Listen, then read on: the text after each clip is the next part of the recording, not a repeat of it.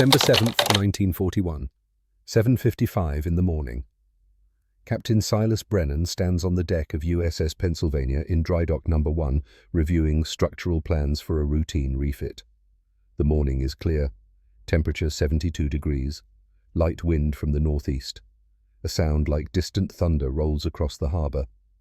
Brennan looks up, sees aircraft diving on Battleship Row, sees explosions blooming along Ford Island. For 3 seconds, his engineer's mind refuses to accept what his eyes are seeing.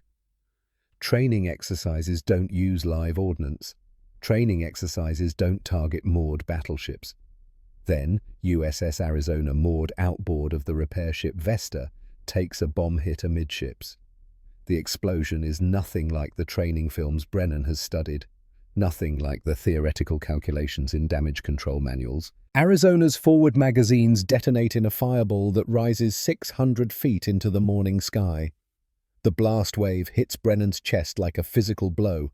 The sound arrives a half-second later, a deep bass roar that seems to come from the earth itself. 1,177 men die in 9 seconds. Brennan watches Arizona's bow lift out of the water, then slam back down in a cloud of spray and debris. The battleship's forward superstructure collapses into the hole where her magazines used to be. Fire spreads across the water oil, burning in thick black clouds. Around him, Pennsylvania's crew is running to battle stations. Anti-aircraft guns swivel toward the sky. Officers are shouting orders. Brennan stands motionless, his engineering mind already processing. Arizona is gone. Total loss. No salvage possible. His eyes move to the next ship. USS Oklahoma, moored outboard of Maryland.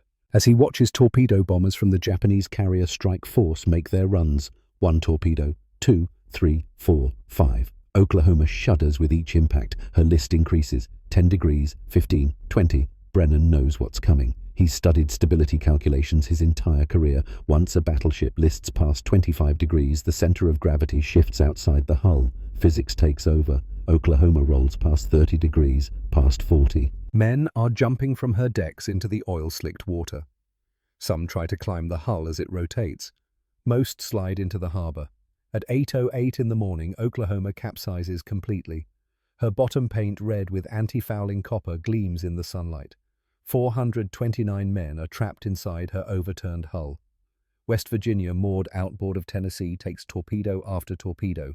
7 hits in rapid succession. She settles into the harbor mud, listing 11 degrees to port before counterflooding keeps her from capsizing. California takes 2 torpedoes and 2 bombs. She sinks slowly, settling into shallow water with her superstructure still above the surface. Nevada, the only battleship to get underway during the attack, fights her way toward the harbor entrance.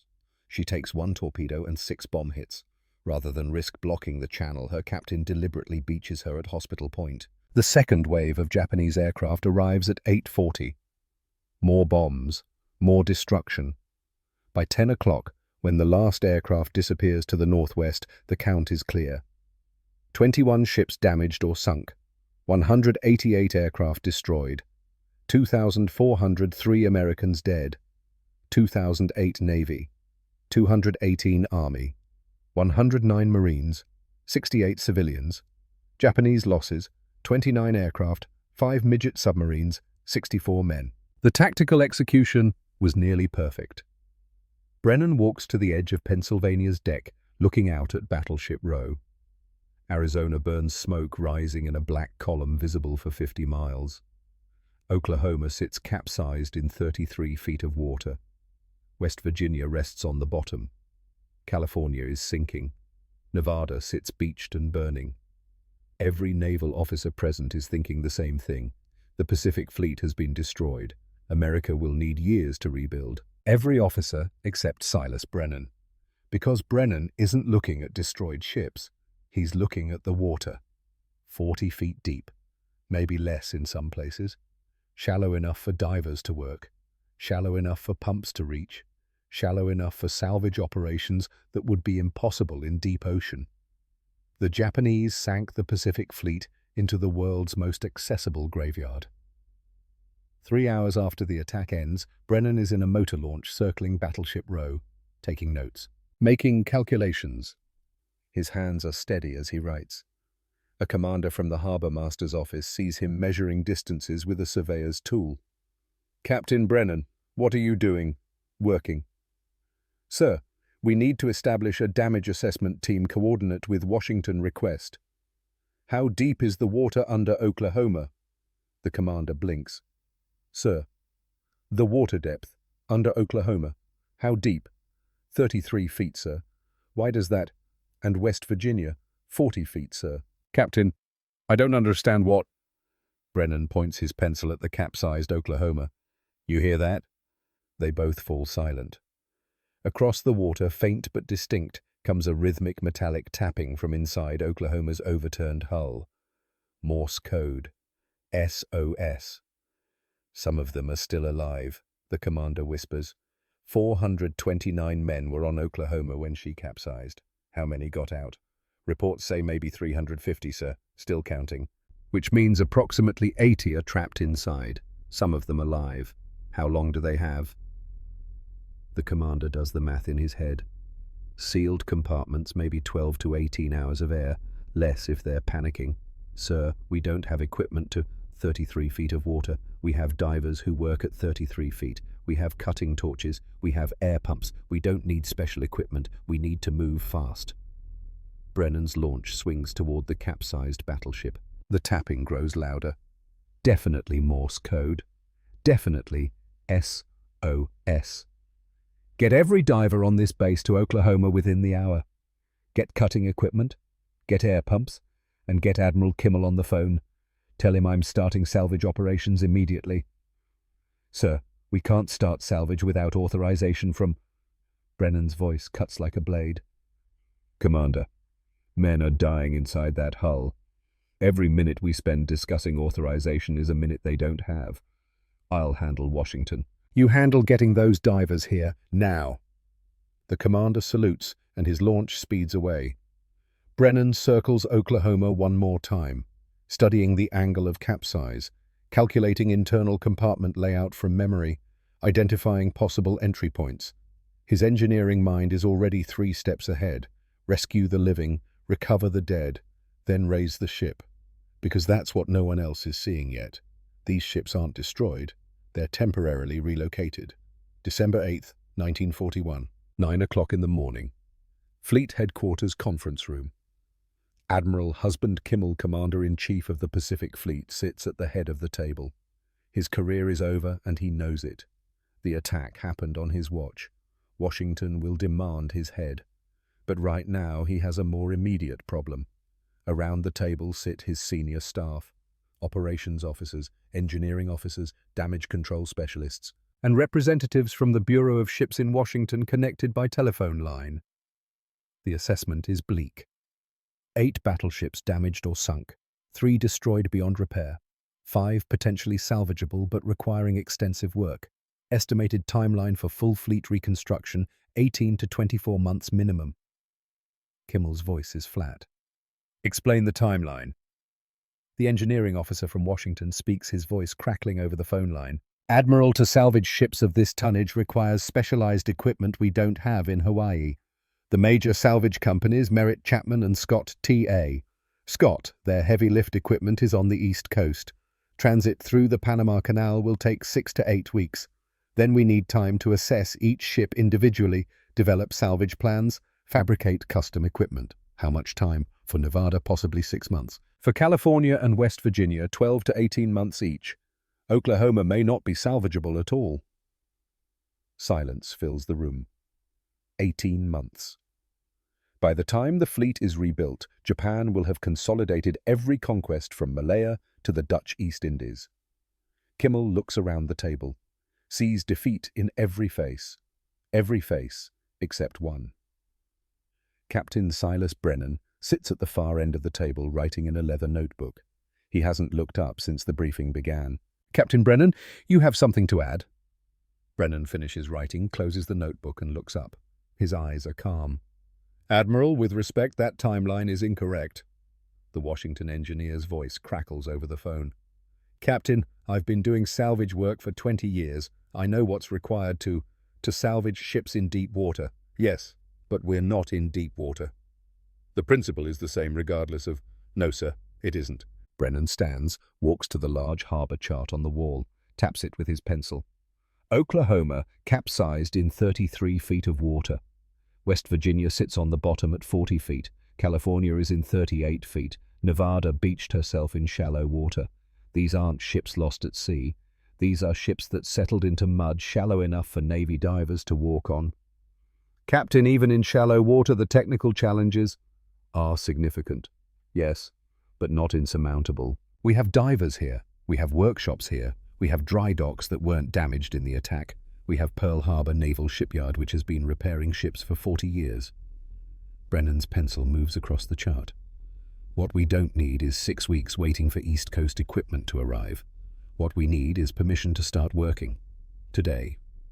The senior engineering officer from Pearl Harbor, a captain named Dietrich, shakes his head. Brennan, the Bureau is right. We don't have the heavy equipment for ships this size. We don't have the specialized pumps, the cutting tools. We have cutting torches, we have air pumps, we have divers who went through the Navy's deep-sea diving school at Washington Navy Yard. We have machine shops that can fabricate anything we need. Brennan leans forward. What we don't have is time to wait for Washington to ship us equipment we can make ourselves. Admiral Kimmel studies the younger captain. You're proposing we conduct salvage operations without waiting for Bureau authorization or specialized contractors? Yes, sir. Using local resources and Navy divers? Yes, sir. That's never been done before, not on this scale. Sir, we've never had 8 battleships sunk in shallow water before. There's no precedent because there's no comparison. The Washington engineer's voice rises. Admiral, I must protest. Captain Brennan may be an excellent structural engineer, but salvage work requires specialized knowledge, specialized equipment, and coordination with experienced contractors. To attempt this with local resources and inexperienced divers is reckless at best, catastrophic at worst. Brennan doesn't raise his voice, doesn't show anger, simply opens his notebook and reads, Nevada, 1 torpedo hit forward, 6 bomb hits, flooding in forward compartments. Beached at Hospital Point in approximately 15 feet of water. My assessment patch, the torpedo hole pump out, flooded spaces, remove topside weight, refloat within 60 days. He flips a page. California, 2 torpedo hits, 2 bomb hits. Settled on the bottom in shallow water. List 11 degrees. Problem maintenance work before the attack left watertight doors unsealed. Flooding spread through improperly secured compartments. My assessment seal the hull pump compartments, install patches, refloat within 4 months. Another page. West Virginia, 7 torpedo hits. Most severe damage of any ship except Arizona. However, she settled upright due to rapid counterflooding by her damage control officer. My assessment construct cofferdam patches around the damaged areas, pour concrete to seal the wounds, pump out the interior, refloat within 10 months. He closes the notebook. Looks directly at Admiral Kimmel. Or we can wait 18 months for specialized equipment and experienced contractors. So Tokyo is calculating right now how long we'll be unable to operate. Every day we wait is a day they're consolidating. Every week we spend requesting authorization is a week their fortifying islands will have to take back later. The room is absolutely silent. Kimmel's voice is quiet. Captain Brennan, if you're wrong, you'll be ending your career. If I'm wrong, sir, I'll deserve to end my career. And if men die during these operations, men are already dying. Oklahoma has survivors trapped inside. Waiting for East Coast equipment means they die in the dark. Starting today means some of them live. Kimmel looks at the harbor chart, at the red markers showing sunken ships, at the timeline the Bureau proposed. 18 months. Captain Dietrich, your assessment of Captain Brennan's plan. Dietrich hesitates, looks at Brennan, looks at the chart. Admiral, it's insane. It's also our only realistic option. Kimmel stands.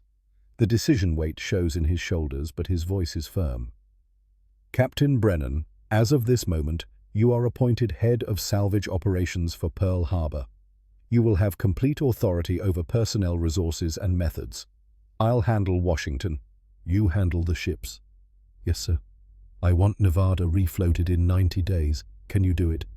I can do it in 67 days, sir. Then prove me right for trusting you. Dismissed. The room clears. Brennan stays behind, studying the harbor chart. Calculating. Planning. Admiral Kimmel pauses at the door. Captain, one question. Why 67 days? Why not 60 or 70? Brennan doesn't look up from the chart. Because that's how long it will actually take, sir.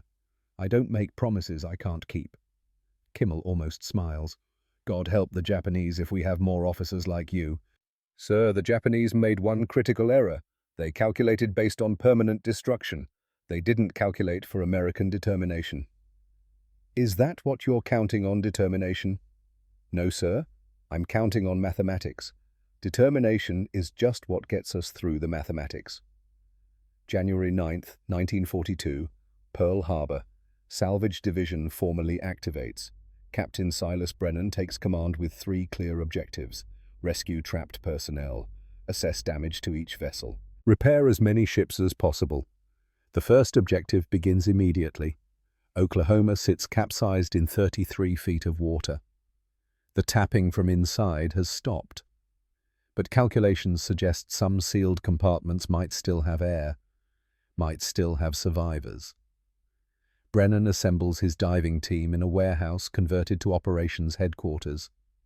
50 divers, Navy and civilian.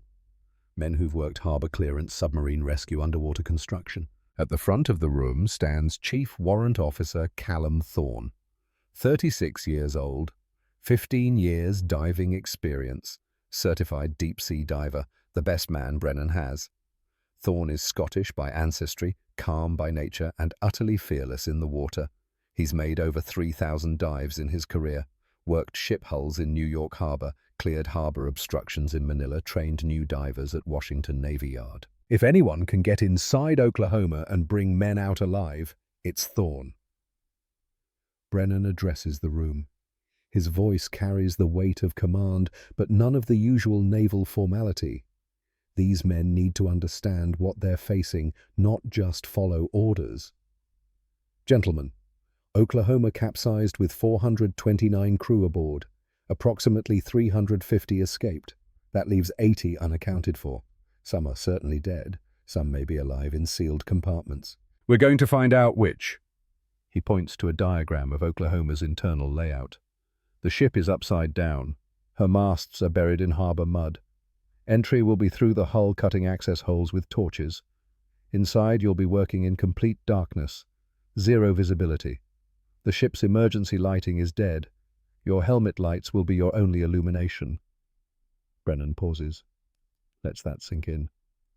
You'll be working through flooded compartments filled with oil debris and bodies. Some compartments may have trapped air.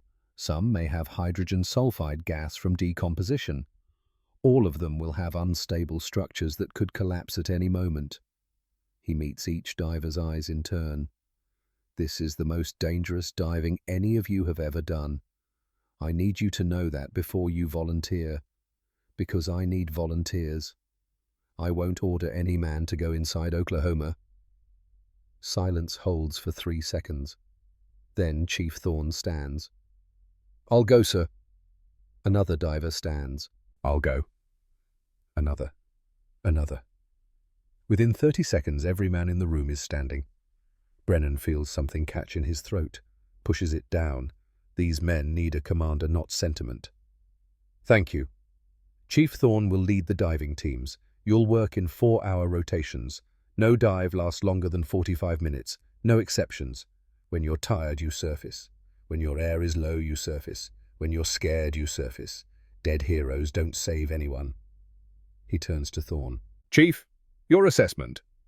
Thorne approaches the diagram, studies it for 30 seconds. Sir, the biggest risk is disorientation. Capsized ship means everything is inverted. Decks become ceilings.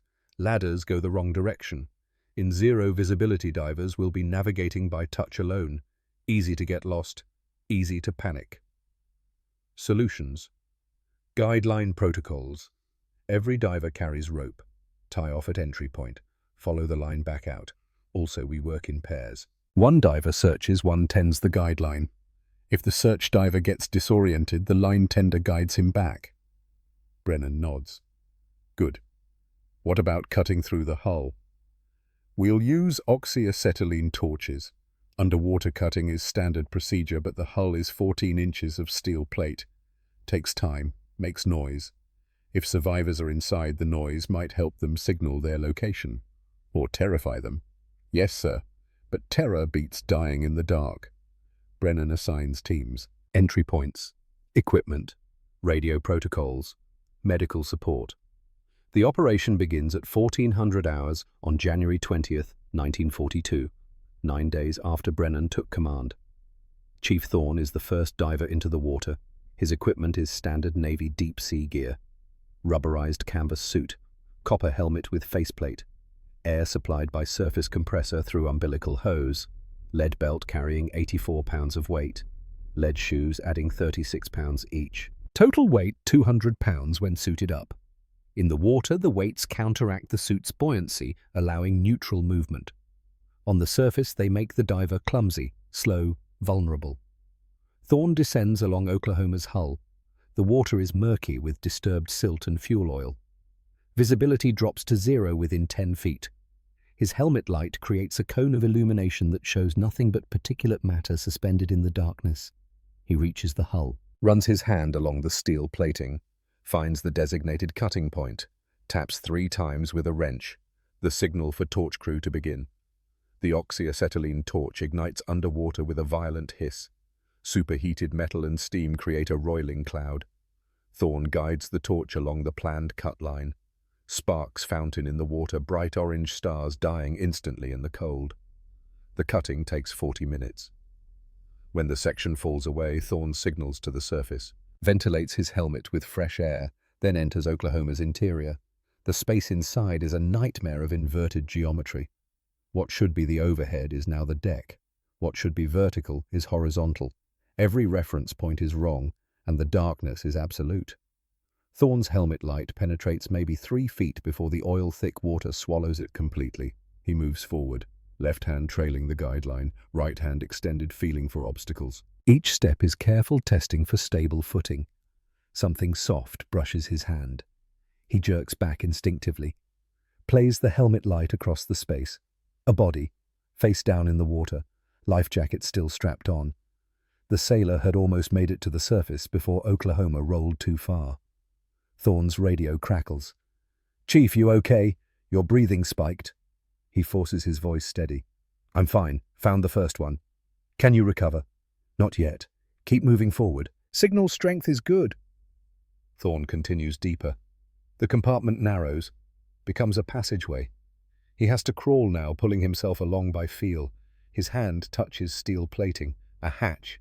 He finds the locking wheel, tries to turn it, jammed, pressure differential maybe, or debris on the other side. He pulls a wrench from his belt, uses it for leverage. The wheel creaks, rust flakes away in clouds. He throws his weight against it. The wheel breaks free, spins, the hatch cracks open. Water rushes past him into the space beyond. He waits for the pressure to equalize, then pushes the hatch fully open. The space beyond is not flooded. Thorne surfaces into an air pocket, trapped air from when Oklahoma capsized. He plays his light across the compartment and sees faces. 8 men, huddled in a corner, alive. They blink in the sudden light, faces hollow with dehydration and terror, beards grown in 13 days, clothes soaked with condensation. One of them, a young seaman who can't be more than 19, starts crying. "You're real. Oh God, you're real. We thought..." His voice breaks. He doesn't finish. Thorne's radio, chief report. "Surface, I have 8 survivors. Repeat, 8 survivors.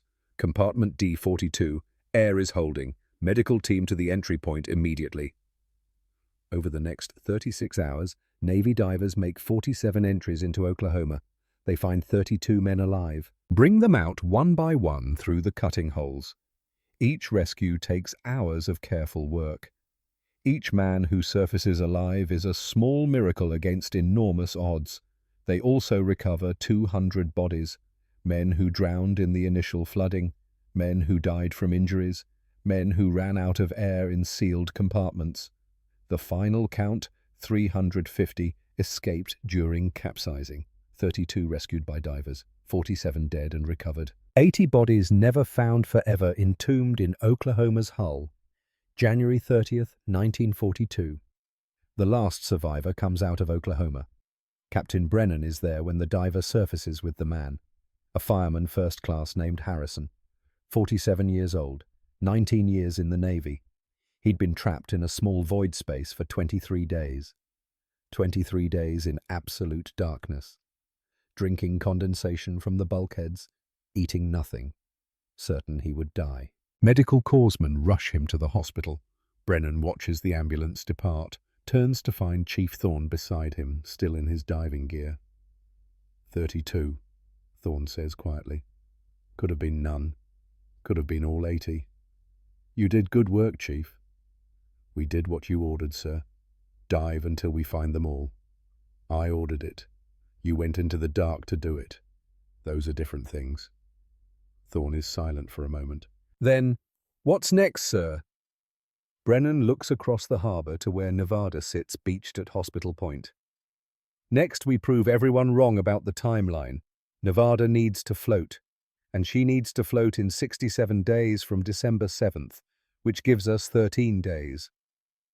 Can it be done? The mathematics say yes, Chief, and the mathematics don't lie. The salvage of USS Nevada begins, February 1st, 1942. Nevada sits beached at Hospital Point, her bow driven into the mud, her stern still afloat. One torpedo hole forward, 6 bomb craters across her deck, fires extinguished, crew evacuated. From the shore she looks dead. Captain Silas Brennan stands on the beach boots, sinking into the sand, studying the battleship's wounds through binoculars. Behind him, Chief Callum Thorne waits with a team of 12 divers. The torpedo hit is 28 feet below the waterline, Brennan says without lowering the binoculars. Forward port side. Exit hole approximately 18 feet in diameter. The water pressure at that depth is 12.1 pounds per square inch. That's 17,400 pounds of force per square foot trying to push through any patch we install. Thorne considers this.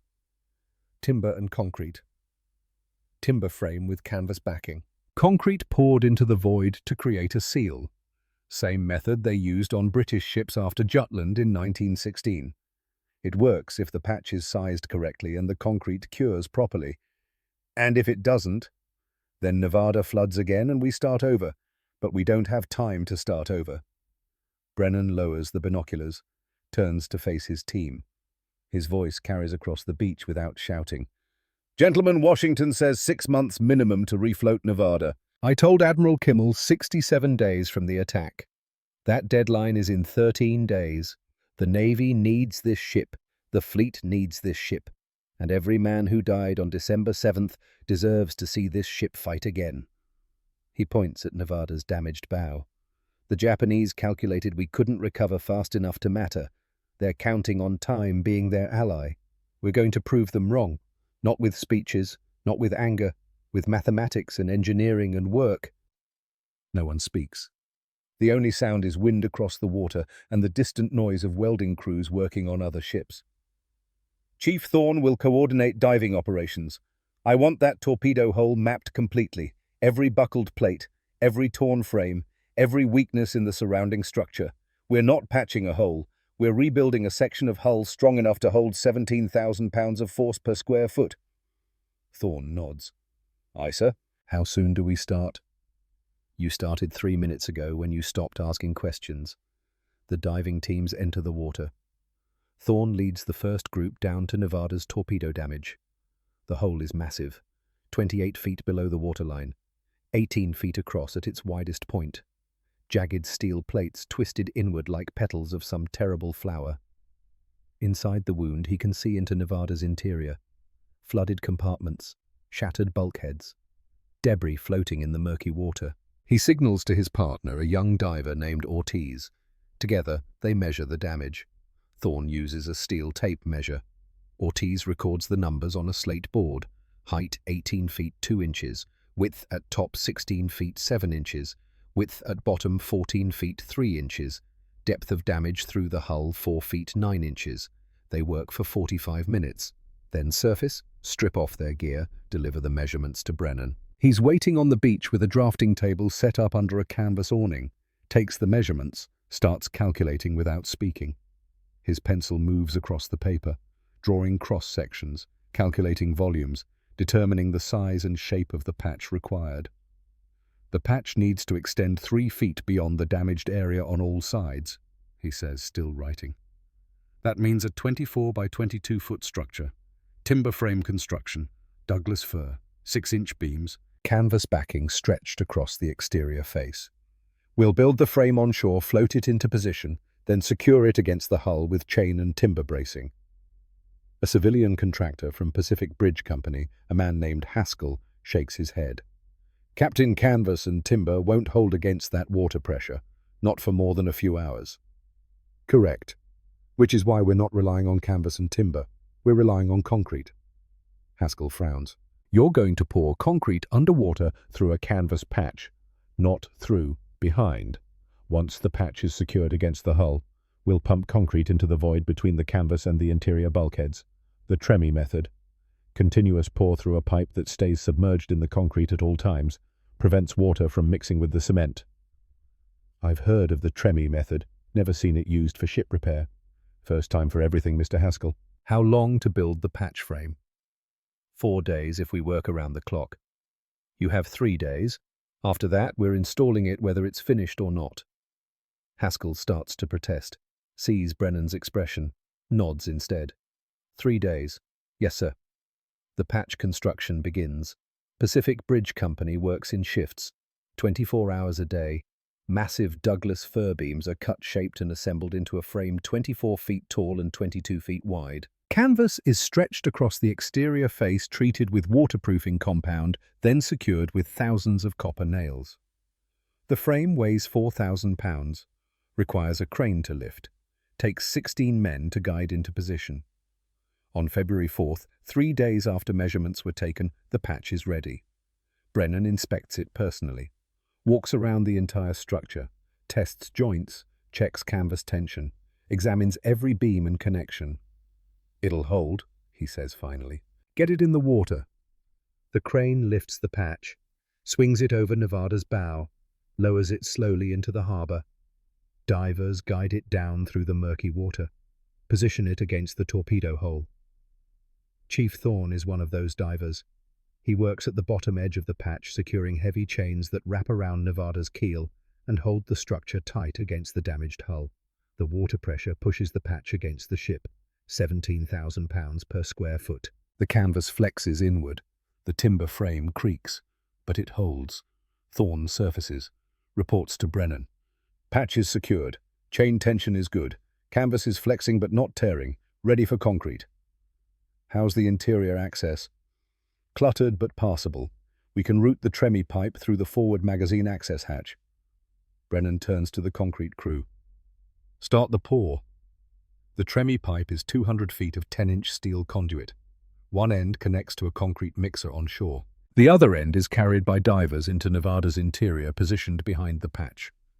The key to the Tremie method is keeping the pipe end always submerged in concrete. If the pipe lifts above the concrete level, water enters the mix and destroys the cure. The pour must be continuous. 6 mixers operate simultaneously. Concrete flows through the pipe at a steady rate, fills the void behind the patch, displaces water, creates pressure that forces the canvas tight against the timber frame. The pour takes 18 hours, 53 cubic yards of concrete, 96 tons. When it's finished, Brennan stands on Nevada's deck looking down at the patch. The canvas is invisible now, buried under concrete. The timber frame is stressed but intact. How long until the concrete cures? Admiral Nimitz asks. He's come to inspect the work personally. 7 days for minimum strength, 14 for full cure. But we're not waiting 14 days. You're going to pump her out before the concrete reaches full strength? Yes, sir. The concrete at 7 days will be strong enough, and we have 6 days until the deadline. Nimitz looks at the massive patch, at the concrete that's supposed to hold back the Pacific Ocean, at the engineer who's betting his career on mathematics. Captain Brennan, if this fails... It won't fail, sir. The calculations are sound. You're very certain. I'm always certain, Admiral. Being certain is the only way to make men follow you into uncertainty. February 12th, 1942. Day 67 since the attack. The deadline Brennan promised. 4 pumps are positioned around Nevada, each capable of moving 5,000 gallons per minute. 20,000 gallons per minute total. The pumps start at 600 hours. Water begins draining from Nevada's interior. The process is slow, methodical. Pump rates are monitored constantly. If they pump too fast, the pressure differential could collapse bulkheads. Too slow, and they miss the deadline. Brennan hasn't slept in 36 hours. He stands beside the pump controls, watching pressure gauges, calculating flow rates, adjusting pump speeds minute by minute. Chief Thorne brings him coffee. "Sir, you should rest. We can handle the pumping." "I'll rest when Nevada floats." "That could be 12 hours from now." "Then I'll rest in 12 hours. At 1400 hours, Nevada's main deck clears the waterline. At 1600, her draft decreases enough that she begins to rise off the mud. At 1743, she floats free. 67 days from the attack, exactly as Brennan promised. Tugboats move her into dry dock number 2. When the dock drains, the full extent of the repair work becomes visible. The torpedo patch holds perfectly, not a single leak. The concrete has bonded with Nevada's hull structure. Brennan walks underneath the patch, studying it from below. Runs his hand across the concrete surface. It's rough, industrial, ugly, but it's solid. Behind him, Admiral Nimitz descends into the dry dock, stops beside the engineer. 67 days, you weren't guessing." "No, sir, I calculated. Washington wanted 6 months. "Washington was wrong, sir." Nimitz almost smiles. "I received a very angry telephone call this morning from the Bureau of Ships. They wanted to know why we didn't wait for their specialized equipment and experienced contractors." "What did you tell them, sir?" "I told them we had something better. We had Captain Silas Brennan, and I told them that Nevada will be back in combat by the end of the year." Nimitz pauses. "Can you make that timeline?" "She'll need weapons systems checked, fire control systems, calibrated minor structural repairs. 3 months of work here, then send her to Puget Sound for modernization. She'll be operational by October." "That's 8 months from now. The original estimate was 2 years. "The original estimate assumed conventional salvage methods. We're not using conventional methods. We're using whatever works fastest." Nimitz nods slowly. "Very well. Nevada goes to Puget Sound in April, which gives you 2 months to start on California and West Virginia." Brennan's expression doesn't change. "Already started, sir. California's assessment is complete. West Virginia's diving operations begin tomorrow." "You started before Nevada was finished."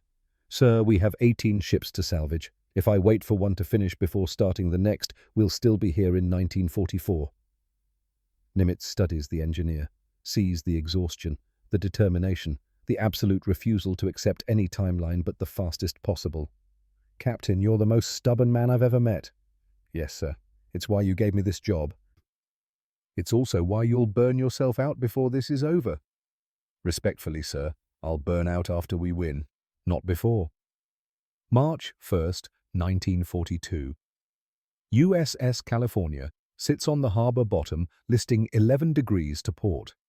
2 torpedo holes, 2 bomb craters, extensive flooding throughout her interior. But California's real problem isn't the damage.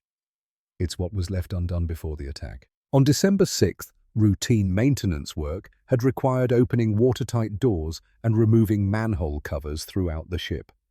When the torpedoes hit on December 7th, flooding spread through improperly secured compartments. Spaces that should have remained dry flooded completely. California sank partly because her crew couldn't close doors fast enough. Now those same open passages create a salvage nightmare. Brennan stands on a platform built over California's submerged hull, studying diving reports. Chief Thorne has spent 2 weeks mapping the interior. The news isn't good. "Every deck has at least 3 unsecured hatches," Thorne reports. "Most compartments flooded completely. We're looking at basically pumping out the entire ship, not just damaged sections." "What's the total volume?" "Approximately 3.2 million gallons of seawater, plus fuel oil, plus mud that settled when she sank. Plus," Thorne hesitates. "Plus what, Chief?" "Plus 64 bodies we've found so far. Maybe more we haven't found yet." Brennan is silent for a moment, calculating, planning. 64 men still inside California. 64 families waiting for remains. 64 sailors who deserve better than being left in a sunken ship. "We recover them all," he says quietly. "Every single one. I don't care how long it takes. Before we pump California, we bring every man out. That could take weeks, sir. Then it takes weeks. We don't leave our dead behind." The body recovery takes 3 weeks. Divers work through California's interior in absolute darkness, navigating by touch through flooded compartments, finding sailors where they died, bringing them to the surface with dignity and care. It's the hardest work any of them have done. Harder than cutting through Oklahoma's hull. Harder than patching Nevada's torpedo damage. This is personal. These are men who served on the same ships, ate in the same mess halls, fought in the same battles. Every body that surfaces has a name, a rank, a family somewhere waiting for news. By March 20th, all 64 have been recovered. Services are held, families notified, the dead are honored, and then the work of raising California begins. The challenge is different from Nevada. California has 2 torpedo holes that need patching, but the larger problem is the internal flooding. Pumping 3.2 million gallons of water from an unsealed ship is nearly impossible. The water will pour back in through every open hatch and unsealed door. Brennan's solution is systematic closure. Seal every hatch, close every door, plug every pipe and ventilation duct. Turn California back into the watertight vessel she was supposed to be on December 7th. Teams of divers work through the ship, deck by deck, compartment by compartment, closing hatches that should have been closed 5 months ago. It takes 2 weeks of diving, 3,000 man-hours underwater. But when it's finished, California is as sealed as they can make her. The torpedo patches go on next, smaller than Nevada's patch, only 12 feet across each, but the same method. Timber frame, canvas backing, concrete poured behind. On March 24th, the pumps start. This time, Brennan has 6 pumps working, 30,000 gallons per minute. The water level inside California drops steadily, 1 foot per hour. 2 feet, 3. At 1520 hours on March 24th, California rises from the harbor bottom. 11 degrees list corrects as water drains. She settles onto an even keel. The civilian contractor Haskell, who helped build Nevada's patch, stands beside Brennan, watching California float. 2 battleships in 6 weeks, Haskell says quietly. Bureau of Ships said it couldn't be done. Bureau of Ships calculates based on conventional methods. We're not conventional. No, sir, you're not. What's next? Brennan looks across the harbor to where West Virginia sits. Still submerged, still waiting. 7 torpedo holes in her port side, the worst damage of any ship except Arizona. Next, Mr. Haskell, we do the impossible. West Virginia has 7 holes. Nevada had 1. California had 2. 7 holes means 7 times the challenge. Can it be done? It has to be done. So yes, it can. April 1st, 1942. Brennan assembles his team on the shore opposite West Virginia's submerged hulk. Divers, engineers, contractors, welders, concrete crews. He's lost weight since January, 15 pounds, maybe 20. His uniform hangs loose, dark circles under his eyes, hands that shake slightly when he thinks no one is looking, but his voice is still steady, still certain. Gentlemen, West Virginia is the hardest salvage of this operation. 7 torpedo hits. Each hit created a hole 20 to 30 feet across. Total damaged area is approximately 4,000 square feet. That's the size of a large house. We need to seal it completely. He unrolls plans across a makeshift table, shows the solution he's designed. We're not patching 7 individual holes. We're building one massive cofferdam that covers the entire damaged section. From the turn of the bilge to above the waterline, a wooden and steel structure extending 40 feet along the ship's length and 30 feet from the hull outward. The contractors look at the plans in silence. Haskell finally speaks. "Captain, that's not a patch. That's a building." "Correct. A building that has to hold against water pressure while we pour 650 tons of concrete behind it. 650 tons. The weight of a destroyer escort, yes. The concrete will fill all 7 torpedo holes, bond with West Virginia's internal structure, and create a solid mass strong enough to let us pump her out safely. Another contractor, a man named Voss, studies the plans. "Captain, I've built bridges. I've built dry docks. I've never built anything like this underwater." "Neither have I. Which is why we're going to be very careful about every step." "And if the cofferdam fails during the pour," Brennan meets his eyes, "then 650 tons of concrete and several million gallons of water flood into West Virginia in approximately 10 seconds. The ship will likely capsize. Anyone inside will die." The silence stretches. "I need to know now," Brennan continues, "who's willing to take that risk, because I won't order any man to do this. It has to be voluntary." Haskell looks at Voss. Voss looks at the other contractors. They have a silent conversation with expressions and slight nods. Haskell turns back to Brennan. "We're in, but we do this right. No shortcuts, no rushing.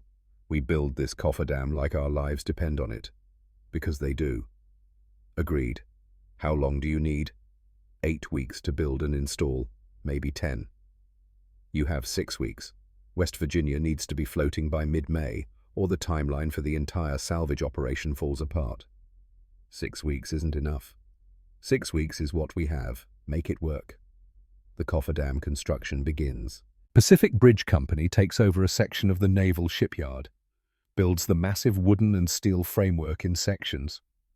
Each section is floated out to West Virginia, positioned by divers, then secured with chains and timber bracing. Chief Thorne spends more time underwater than on the surface, guiding framework sections into place, securing connections, checking alignment. The work is exhausting, dangerous. Every dive carries the risk of entanglement equipment failure or simple exhaustion leading to fatal mistakes. On April 15th, a diver named Morrison gets his air hose caught on twisted steel inside one of West Virginia's torpedo holes. He struggles to free it, uses too much air, runs out at depth.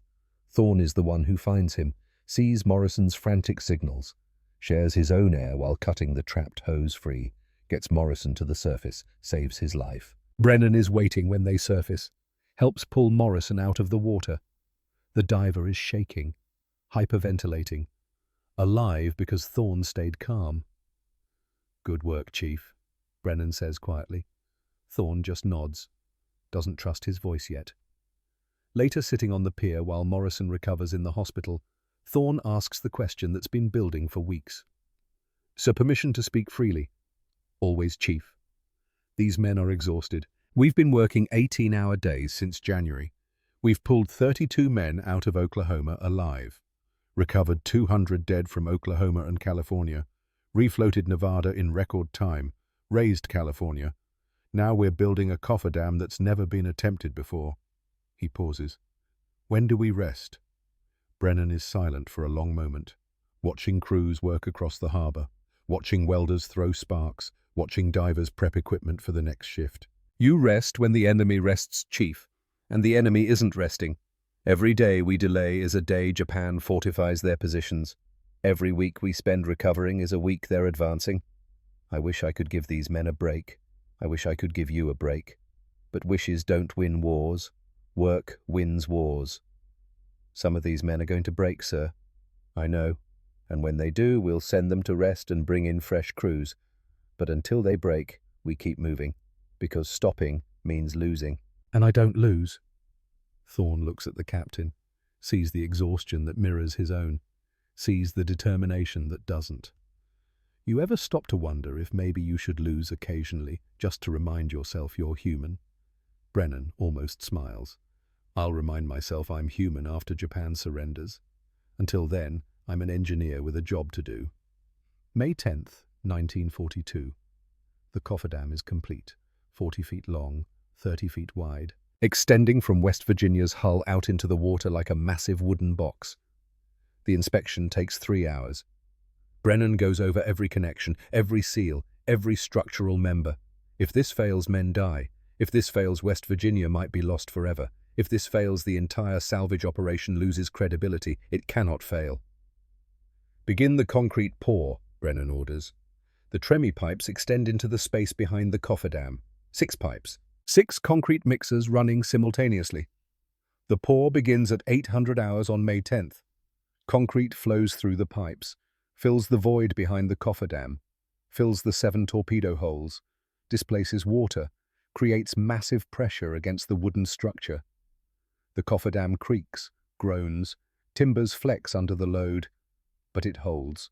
The pour continues, hour after hour, mixer after mixer, concrete crew working in shifts. Brennan stays at the controls, monitoring, calculating, adjusting pour rates to prevent overloading any single section. By midnight, they've poured 300 tons. The cofferdam has compressed 6 inches under the weight. Still holding. By 0600 on May 11th, they've poured 500 tons. Wooden supports are showing stress cracks. Engineers shore them up with additional bracing. By 1400 hours, they've reached 600 tons. And then they hear the crack, a sharp sound like a gunshot.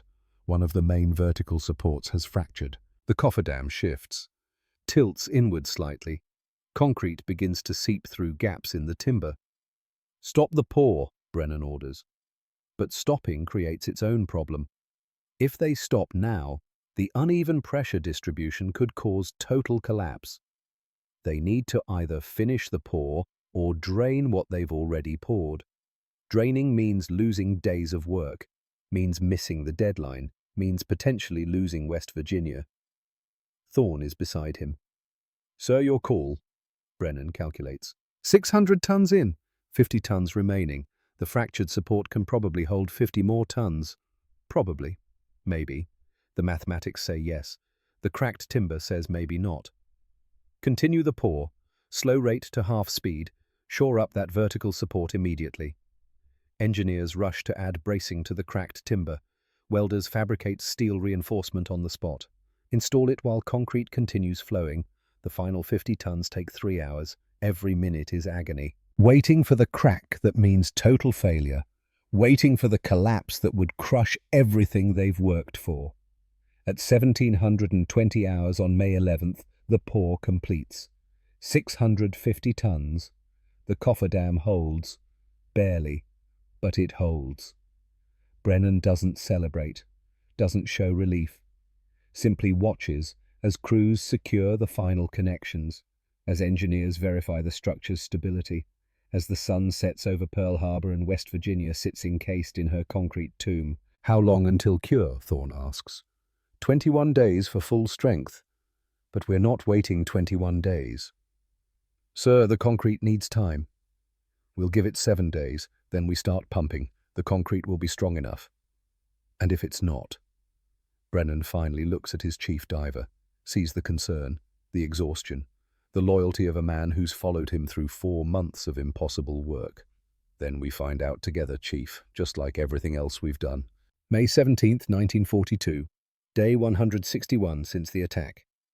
Captain Silas Brennan stands on dry dock number 1 at 11:47 hours watching USS West Virginia rise from the water for the first time in 5 months. The cofferdam is still attached to her port side, 650 tons of concrete encasing 7 torpedo wounds. The structure held during the pumping, held when West Virginia lifted off the harbor bottom, held through 3 days of controlled flooding into the dry dock. Now the dock drains, water recedes. West Virginia settles onto the keel blocks with a groan of tortured steel. Her port side emerges like evidence of violence. The armor belt is crumpled, twisted. The cofferdam extends like a tumor of wood and concrete where her sleek lines used to be. But she's alive. She's above water. She can be repaired. Admiral Nimitz arrives as the last water drains away, stands beside Brennan in silence for 30 seconds, then speaks quietly. Captain, you said 10 months to raise West Virginia. You did it in 5. Still work to do, sir. She needs months of repair before she can go to Puget Sound for full reconstruction. How many months? 3, maybe 4, then 12 to 18 months at Puget Sound. She'll be back in combat by mid-1944. Nimitz looks at the massive concrete cofferdam. That thing saved her. Yes, sir. 650 tons holding back the Pacific. It worked because the engineering was sound. And if the engineering had been wrong, Then I'd be standing court-martial instead of standing here. Nimitz almost smiles. Washington sent me a very interesting message this morning. They want to know how we're accomplishing salvage operations they deemed impossible. What did you tell them, sir? I told them we have better engineers in Hawaii than they have in Washington, and I told them to stop sending advice and start sending support. Brennan nods, doesn't smile, doesn't show satisfaction. Simply watches as work crews begin removing the cofferdam, as engineers photograph the damage, as welders prepare to cut away shattered steel. Behind them, California is being prepared for her departure to Puget Sound. Nevada left 2 weeks ago. Tennessee and Maryland are finishing repairs. Pennsylvania will leave next month. The salvage operation is working, faster than predicted, more complete than imagined. 18 ships damaged or sunk. 17 returned to service or under active repair. Only Arizona remains beyond salvage. And Tokyo still doesn't know. Japanese intelligence has reported on salvage operations, has noted Nevada and California departing for West Coast shipyards. But their analysts assume these are isolated successes. They still calculate 18 to 24 months minimum for full fleet recovery. They're wrong by a year. June 15, 1942. Brennan receives orders to Washington for briefing on salvage operations. The Bureau of Ships wants a full accounting, wants to understand how Pearl Harbor accomplished what they said couldn't be done. The flight takes 14 hours. Brennan sleeps through most of it. First real sleep in 5 months. Washington in summer is humid, oppressive, different from Hawaii's constant breeze. He arrives at the Navy Department building in dress whites that feel foreign after months in work clothes. The briefing room holds 20 officers, captains, commanders, civilian engineers, representatives from major salvage contractors, all of them waiting to hear how a single engineer with local resources matched what they said, required specialized equipment and years of work. Brennan sets up his presentation materials, photographs, charts, damage reports, calculations. He doesn't use notes, doesn't need them. The numbers are in his head. Gentlemen, on December 7, 1941, 21 ships were damaged or sunk at Pearl Harbor. As of today, June 15, 1942, 18 of those ships are either back in service or under active repair. 3 are total losses beyond economical salvage. Recovery timeline from sinking to refloat averaged 4 months. Nevada in 67 days, California in 4 months, West Virginia in 5 months. He pauses, lets the numbers sink in. The original Bureau estimate was 18 to 24 months. We accomplished the same work in less than 6 months. The difference was not superior technology, not specialized equipment. The difference was proper engineering and determination. A commander from the Bureau raises his hand. Captain Brennan, the Bureau's timeline assumed proper engineering analysis safety protocols and proven salvage methodologies. How did you bypass those requirements? I didn't bypass them, I compressed them. Engineering analysis happened in days instead of weeks. Safety protocols were maintained but streamlined, and salvage methodologies were adapted to local conditions rather than waiting for ideal conditions. You took risks.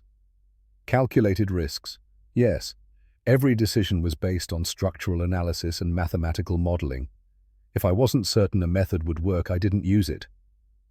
Another officer speaks, a captain with salvage experience. Captain, your cofferdam method on West Virginia, pouring 650 tons of concrete underwater against a damaged hull. That's never been attempted at that scale. What was your safety margin? Brennan meets his eyes. Adequate. Can you be more specific?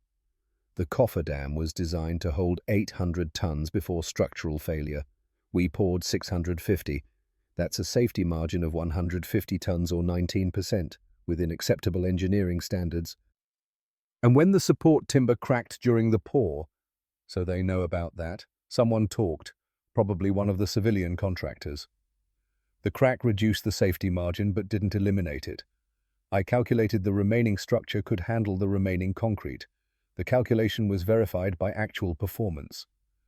And if it hadn't been, then I would have stopped the pour, drained the concrete, and started over. But that didn't happen.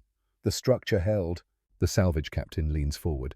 Captain Brennan, you're describing decisions made in minutes that normally take days of analysis.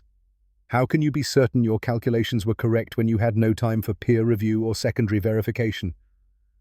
Brennan's voice doesn't change. Still calm, still certain. Sir, I have 20 years of engineering experience. MIT education. Multiple major ship reconstructions under my direction. When I calculate structural loads and stress limits, I verify every number. When I tell men their lives depend on my engineering, those calculations are tested against every standard I know, and I promised Admiral Nimitz those ships would float. They floated. You're saying you're infallible. No, sir. I'm saying I calculate. I don't guess. There's a difference. The room is silent. Then the Bureau commander speaks again. Captain, the Navy is impressed with your results. However, the methods you employed bypassed established protocols. Going forward, all salvage operations will need to follow proper Bureau guidelines and utilize approved contractors. Brennan doesn't blink. Sir, are you ordering me to slow down salvage operations to comply with peacetime regulations during wartime? I'm ordering you to follow proper safety and engineering protocols. I follow engineering protocols. The protocols are just faster than the Bureau is accustomed to. Captain. Sir, with respect, the enemy doesn't wait for committee approval. Every day we spend in meetings is a day Japan consolidates their conquests. Nevada is already back in combat operations. California and West Virginia will follow. Tennessee, Maryland, Pennsylvania, all returning to service. If the Bureau wants to discuss methodology, we can do that after we win the war. The commander's face reddens. But before he can respond, a rear admiral at the head of the table speaks. His voice carries authority that ends the debate. Captain Brennan, continue your operations as you see fit. The Bureau will provide support, but will not interfere. Your results speak for themselves. Dismissed. Brennan gathers his materials, walks out, doesn't look back. He's on a flight to Hawaii 6 hours later. Back to work. Back to where he's needed. October 25th, 1944. 2 years and 3 months after West Virginia was raised from Pearl Harbor, Surigao Strait, Philippines. 0351 hours. USS West Virginia steams in formation with 5 other American battleships. California, Tennessee, Maryland, Pennsylvania, Mississippi. 5 of the 6 are Pearl Harbor survivors. Ships that were sunk or damaged on December 7, 1941. Ships that Silas Brennan pulled from the mud and returned to war. West Virginia leads the battle line. She's been completely reconstructed at Puget Sound. New fire control systems, new radar, new anti-aircraft armament. She's more powerful now than she was the day she was commissioned in 1923. Her radar systems are the most advanced in the world. Mark 8 fire control radar. Can track targets at 45,000 yards, 25 miles, beyond visual range in darkness. Below decks in the radar room, operators watch their scopes, see contacts approaching from the south. Japanese ships, battleships and cruisers. Vice Admiral Nishimura's Southern Force trying to break through into later Gulf. They're sailing into history's last battleship engagement, and they don't know it yet. Admiral Jesse Oldendorf commands the American battle line. 6 battleships steaming east-west across the strait's mouth. Classic crossing of the T. The most advantageous tactical position in naval warfare. American ships can fire full broadsides. Every gun bears on the enemy. Japanese ships can only return fire with forward turrets. A devastating imbalance. At 0353 hours, West Virginia's fire control radar achieves a firing solution. Range 42,800 yards, 21.4 miles. Target Japanese battleship Yamashiro. The order comes from West Virginia's captain. Commence firing. 8 16-inch guns fire as one. The sound is beyond description. Not heard so much as felt. A physical pressure wave that compresses lungs and stops breath. The guns recoil violently. Each discharge pushes 33,000 tons of battleship sideways in the water. Muzzle blast creates a shock wave that pops rivets from bulkheads. Cordite smoke, despite flashless powder, creates thick clouds cleared by the breeze. The shells arc through darkness. 2,700 pounds each. traveling at 2,000 feet per second. Flight time, 94 seconds. Aboard Yamashiro, Admiral Nishimura has no radar, only visual spotting in darkness. He sees muzzle flashes on the horizon. Doesn't know range. Doesn't know which ship is firing. Returns fire blindly. West Virginia's first salvo lands. Not all hits. This is 21 miles in darkness, but enough. Shells penetrate Yamashiro's deck armor, explode in machinery spaces, start fires. At 0355, Tennessee and California join the bombardment. 14-inch guns, shells weighing 1,400 pounds. More fire, more hits. At 0359, Maryland opens fire. 16-inch guns like West Virginia. Ranges on West Virginia's splashes because her older radar can't acquire targets independently. The barrage is methodical, devastating, professional. American shells arrive at rates exceeding one salvo every 30 seconds. Yamashiro's fire control systems, already primitive compared to American radar, are destroyed in the first 5 minutes. She fights back briefly, blindly. Her shells fall harmlessly into the sea. She never achieves a single hit on the American battle line. Inside West Virginia's gun turrets, the firing sequence repeats with mechanical precision. Powder bags and shells load, breaches close.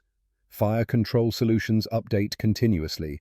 Orders to fire send electrical current to primers. The guns speak again. By 0409 hours, Admiral Oldendorf orders ceasefire. Yamashiro continues north briefly, then turns south, burning, listing, taking water through dozens of shell holes. At 0419 hours, Yamashiro sinks. Admiral Nishimura goes down with his ship. 1,636 men die. 10 survive. The battle is over. 26 minutes of firing. The outcome was never in doubt. USS West Virginia fired 93 rounds of 16-inch ammunition. Tennessee fired 69 rounds of 14-inch. California fired 63 rounds. Maryland fired 48 rounds. Mississippi managed 1 salvo. Pennsylvania never acquired a target. The statistics tell the story of American technological dominance. Radar fire control versus visual spotting. Coordinated gunnery versus independent fire. Preparation versus desperation. But the statistics also tell another story. 5 battleships that were sunk or damaged at Pearl Harbor just destroyed a Japanese battleship force at history's last battleship engagement. Ships that Tokyo calculated would take 18 months to rebuild were back in combat after 30 months. Ships that Japanese torpedoes sent to the bottom now send Japanese battleships to the bottom. The symmetry is not lost on anyone present. November 15th, 1944. Pearl Harbor. Brennan's office at the Naval Shipyard. He's not there when West Virginia fights at Surigao Strait. He's still in Hawaii, still working. The Salvage Division has transitioned to general repair work, maintaining the fleet, fixing battle damage, supporting operations across the Pacific. But when the report comes through about Surigao Strait, an aide brings it directly to his office. Brennan reads it in silence. The list of American ships engaged: West Virginia, California, Tennessee, Maryland, Pennsylvania, his ships he raised from the dead. The report on Japanese losses: Yamashiro sunk, Mogami crippled, later finished by aircraft. Only destroyer Shigure escaped. He sets the report down, sits quietly for a long moment. The aide waits, finally asks, "Sir, you all right?" West Virginia fired 93 rounds, Tennessee 69, California 63. Those ships were on the harbor bottom 3 years ago. Now they're destroying the enemy that put them there. He looks up. "Yeah, I'm all right." "Sir, they're saying this might be the last battleship versus battleship engagement in history. That naval warfare is transitioning to aircraft carriers." "Probably right, which makes Surigao Strait the perfect ending.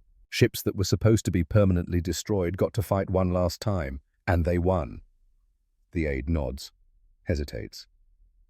"Sir, there's talk you'll receive a commendation. Maybe more than one. The Secretary of the Navy is very pleased with—" Brennan waves it away. "Medals come later. What's the status on that light cruiser that took torpedo damage at Leyte?" "USS Birmingham, sir. Arriving for repairs next week. Good. I want damage assessment complete within 48 hours of arrival. If she can be patched and returned to combat in less than 3 weeks, we do it. If not, we send her stateside. Yes, sir. The aide leaves. Brennan sits alone in his office, looking at the report, thinking about December 7th, 1941, about standing on Pennsylvania's deck, watching Arizona explode, watching Oklahoma capsize, watching West Virginia sink, thinking about the meeting where everyone said 18 months, where he said 10 months, where they looked at him like he was insane, thinking about Chief Thorne diving into Oklahoma's darkness, about the 32 men brought out alive, about the cofferdam that almost failed, about 650 tons of concrete that held against the Pacific Ocean, all of it leading to Surigao Strait, to 93 rounds of 16-inch ammunition fired in anger, to a Japanese battleship at the bottom and an American battleship steaming away victorious. The engineering was sound. The determination was sufficient. The ships came back, and they came back fighting. September 2nd, 1945. Tokyo Bay, USS West Virginia at anchor. The war is over. Japan has surrendered. The ceremony is happening aboard USS Missouri, another battleship newer than West Virginia, but less symbolic. West Virginia should be there. She's earned it. Sunk at Pearl Harbor, raised by stubborn determination. Fought at Surigao Strait. Survived kamikaze hits at Okinawa. Earned 5 battle stars. But there's limited space on Missouri's deck. Only a few ships can be present. West Virginia anchors nearby. Close enough to see, close enough to hear, close enough to bear witness.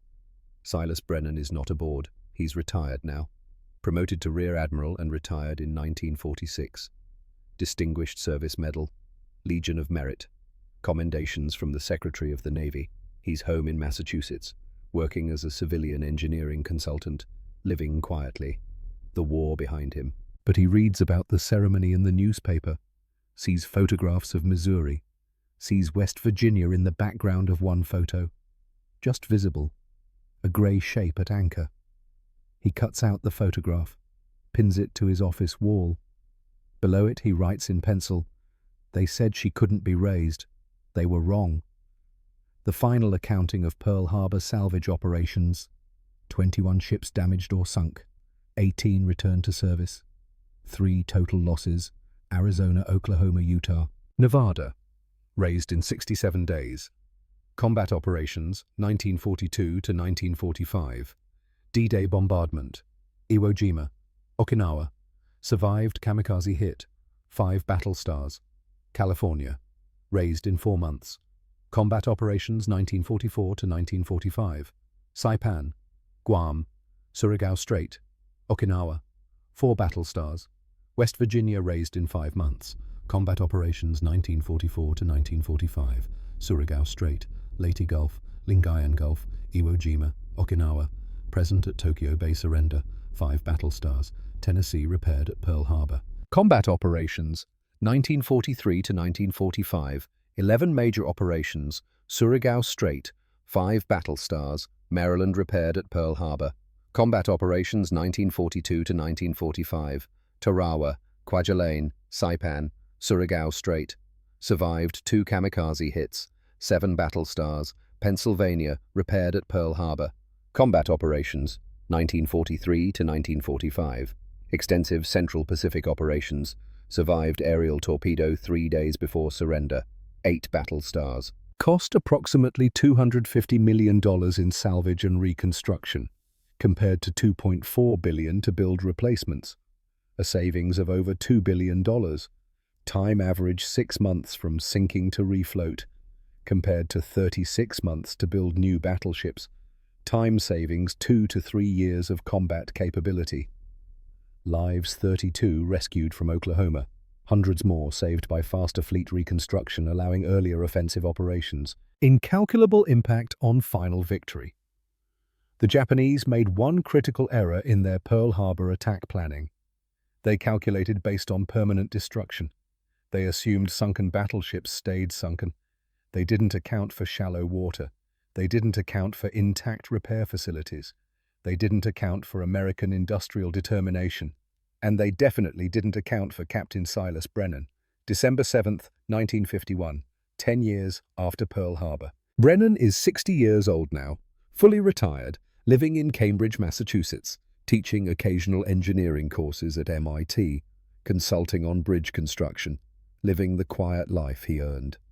A letter arrives from Hawaii, from the Pearl Harbor Survivors Association. They're dedicating a memorial, want him to attend, want him to speak. He considers declining.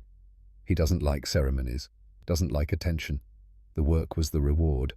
The ships floating again was the victory. He doesn't need medals or speeches. But the letter mentions something that changes his mind. They're unveiling a plaque listing every ship salvaged after December 7th, every sailor rescued, every life saved, and they want the man who made it possible to be there. Brennan writes back, accepts the invitation, books a flight to Hawaii, standing at the memorial dedication, looking at the plaque with 18 ship names engraved in bronze. He thinks about what it all meant. Not the tactics, not the engineering, not the mathematics. The meaning was simpler than that.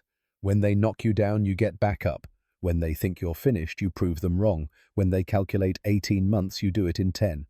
Not because you're superhuman, not because you're reckless, but because the mathematics say it's possible and determination makes the possible into reality. A reporter asks him afterward, Admiral Brennan, what was the key to the salvage operation's success? He considers the question. Thinks about Chief Thorne in Oklahoma's darkness, about the cofferdam that almost failed, about Nevada floating after 67 days, about West Virginia at Surigao Strait. The key was refusing to accept impossible as an answer. When everyone said it couldn't be done, we did it anyway. Not because we were smarter, not because we had better equipment, but because we understood something the enemy didn't. What was that, sir? That Americans don't stay down. You can sink our ships, you can kill our sailors, you can destroy our fleet, but you can't destroy the will to rebuild, and once we rebuild, we come back stronger than before. The reporter writes that down. It'll be the headline in the next day's paper.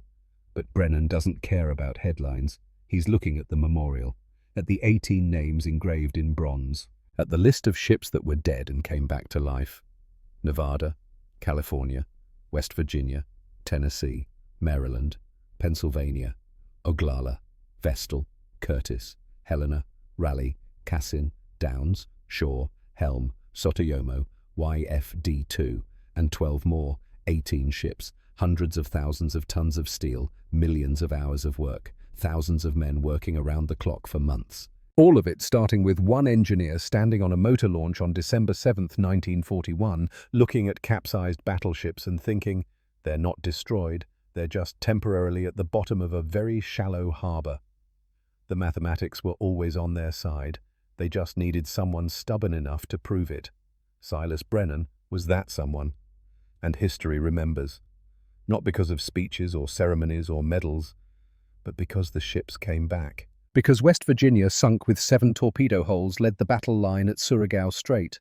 Because California, thought lost forever, bombarded Okinawa. Because Nevada, beached and burning, returned to fire on D-Day beaches. The lesson Tokyo learned too late. Americans are very good at building things, but they're even better at rebuilding things that enemies tried to destroy. That was Brennan's legacy, not the calculations, not the engineering, but the proof that determination backed by mathematics can resurrect the dead.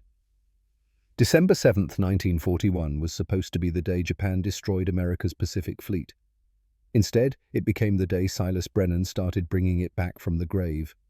One ship at a time, one calculation at a time, one impossible deadline met after another, until 18 ships sailed again, and the enemy who sank them learned what it meant to face an opponent who refused to quit.